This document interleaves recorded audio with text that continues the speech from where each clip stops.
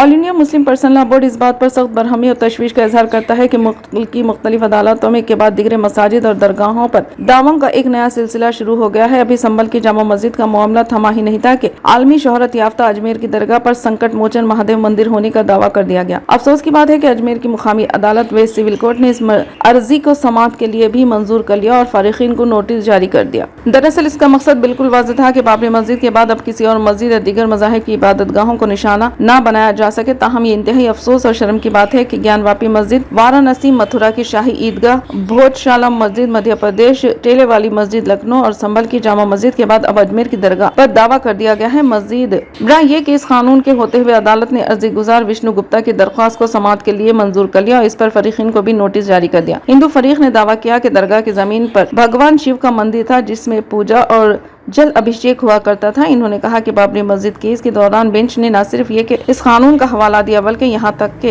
इस एक्ट की मौजूदगी में कोई नया दावा पेश नहीं किया जा सकेगा। लेकिन जब ज्ञानवापी मस्जिद पर निचली अदालत ने दावा कबूल कर लिया तो मुस्लिम फरीक अदालत उज़्मा के सामने ये कहकर अपना केस ले लिया कि पीपल्स ऑफ वर्शिप एक्ट की मौजूदगी में इस दावे को अदालत को कबूल नहीं करना चाहिए। ताहम अदालत ने इस पर नरमी अख्तियार कर ली। सर्वे किए जाने से 1991 के कानून की खिलाफ वर्जी नहीं होती, जिसका नतीजा है कि मथुरा की शाही ईदगाह, लखनऊ की टेले वाली मस्जिद के बाद संभल की जामा मस्जिद और अजमेर की दरगाह पर दावा कर दिया गया।